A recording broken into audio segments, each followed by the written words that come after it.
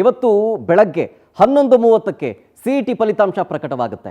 UGCET 2025 ಇದರ ಫಲಿತಾಂಶ ಇವತ್ತು 11:30ಕ್ಕೆ ಪ್ರಕಟವಾಗುತ್ತೆ. ಈ ಫಲಿತಾಂಶವನ್ನ ಉನ್ನತ ಶಿಕ್ಷಣ ಸಚಿವರು ಪ್ರಕಟ ಮಾಡಲಿಕ್ಕಿದ್ದಾರೆ. ಡಾಕ್ಟರ್ MC ಸುಧಾಕರ್ ಈ ಫಲಿತಾಂಶದ ಕುರಿತು 11:30ರ ಸುಮಾರಿಗೆ ಸುದ್ದಿಗೋಷ್ಠಿಯನ್ನ ಮಾಡ್ತಾರೆ. ಆಮೇಲೆ ಮಧ್ಯಾಹ್ನ 2 ಗಂಟೆಗೆ ವೆಬ್ಸೈಟ್ನಲ್ಲಿ ಈ ರಿಸಲ್ಟ್ ಲಭ್ಯವಾಗಿರುತ್ತೆ. ಈ ಇಂಜಿನಿಯರಿಂಗ್, ಕೃಷಿ ಸೇರಿದಂತೆ ವೃತ್ತಿಪರ ಕೋರ್ಸ್ಗಳಿಗೆ ಈ ಸಿಇಟಿ ಒಂದು ರೀತಿಯಾಗಿ ನಿರ್ಣಾಯಕ ಪಾತ್ರವನ್ನು ವಹಿಸುತ್ತೆ. ಲಾಸ್ಟ್ ಏಪ್ರಿಲ್ನಲ್ಲಿ UGCET 2025 ಪರೀಕ್ಷೆ ನಡೆದಿತ್ತು. ಈ ಬಾರಿ ಪರೀಕ್ಷೆ ಬರೆದಿದ್ದು 3 ಲಕ್ಷಕ್ಕೂ ಅಧಿಕ ವಿದ್ಯಾರ್ಥಿಗಳು. ಈಗ ಈ 3 ಲಕ್ಷಕ್ಕೂ ಅಧಿಕ ವಿದ್ಯಾರ್ಥಿಗಳ ಭವಿಷ್ಯ ಇವತ್ತು 11:30ರ ನಂತರ ಯಾರು ಫಸ್ಟು ಏನು ಎತ್ತ ಅಂತೇಳಿ ಉನ್ನತ ಶಿಕ್ಷಣ ಸಚಿವ ಡಾಕ್ಟರ್ MC ಸುಧಾಕರ್ ಅವರು ಸುದ್ದಿಗೋಷ್ಠಿಯನ್ನ ಮಾಡಿ ಅದರ ಬಗ್ಗೆ ಹೇಳ್ತಾರೆ. ಆಮೇಲೆ ಇನ್ನುಳಿದಂತೆ 2 ಗಂಟೆಗೆ ವೆಬ್ಸೈಟ್ನಲ್ಲಿ ಫಲಿತಾಂಶ ಪ್ರಕಟವಾಗುತ್ತೆ. ಪ್ರಮುಖವಾಗಿ ಈ ಇಂಜಿನಿಯರಿಂಗು ಅಥವಾ ಕೃಷಿ ಸೇರಿದಂತೆ ಬೇರೆ ಬೇರೆ ವೃತ್ತಿಪರ ಕೋರ್ಸ್ಗಳಿರ್ತಾವಲ್ಲ, ಆ ವೃತ್ತಿಪರ ಕೋರ್ಸ್ಗಳಿಗೋಸ್ಕರ ಈ ಎಂಟ್ರೆನ್ಸ್ ಎಕ್ಸಾಮನ್ನು ಮಾಡಲಾಗುತ್ತೆ.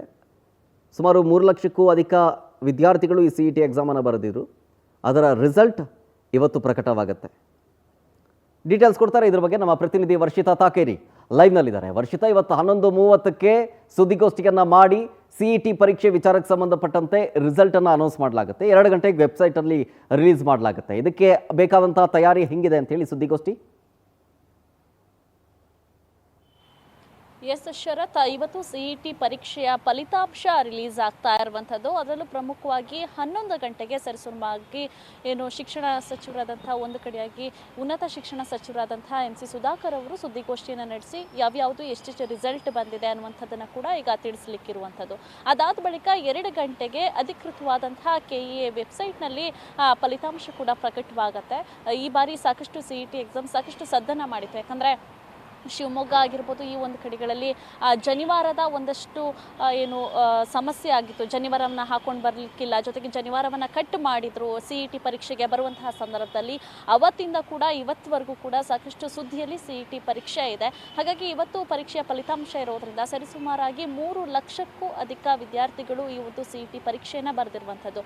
ಪ್ರಮುಖವಾಗಿ ನೋಡ್ತಾ ಹೋದರೆ CET ಅನ್ನುವಂಥದ್ದು ಎಂಟ್ರೆನ್ಸ್ ಎಕ್ಸಾಮ್ ಆಗಿರೋದ್ರಿಂದ ಇಂಜಿನಿಯರಿಂಗ್ ಆಗಿರ್ಬೋದು ಅಥವಾ ಇತರೆ ಕೋರ್ಸ್ಗಳಿಗೆ ಮುಖ್ಯವಾಗಿ ಈ ಒಂದು CET ಫಲಿತಾಂಶದ ರ್ಯಾಂಕಿಂಗ್ ಕೂಡ ಅತಿ ಮುಖ್ಯವಾಗುತ್ತೆ. ಹಾಗಾಗಿ ಇವತ್ತಿನ ರಿಸಲ್ಟಿಗೆ ಸಾಕಷ್ಟು ಜನ ಕೂಡ ವೇಟಿಂಗ್ ಮಾಡ್ತಾ ಇದ್ದಾರೆ.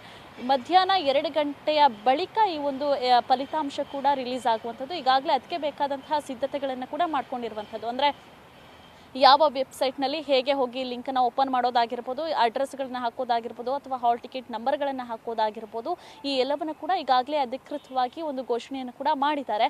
ಲಿಂಕ್ ಬಂದ ಬಳಿಕ ಯಾವ ರೀತಿ ಓಪನ್ ಮಾಡಬೇಕು ಅನ್ನುವಂಥದ್ದನ್ನು ಕೂಡ ಸ್ವತಃ ಪರೀಕ್ಷಾ ಪ್ರಾಧಿಕಾರದವರೇ ಹೇಳಿರೋದ್ರಿಂದ ಈಗ 11 ಗಂಟೆಗೆ ಪರೀಕ್ಷೆಯ ಒಂದು ಫಲಿತಾಂಶವನ್ನು ಪ್ರಕಟಿಸಲಿದ್ದಾರೆ. ಅದಾದ ಬಳಿಕ ರ್ಯಾಂಕಿಂಗ್ ಯಾರು ಎಷ್ಟೆಷ್ಟು ಬಂದಿದೆ ಅನ್ನುವಂಥದ್ದು ತಿಳಿದು ಬರುತ್ತೆ Sharath. Okay, thank you Varshitha ಡೀಟೇಲ್ಸ್ಗಾಗಿ.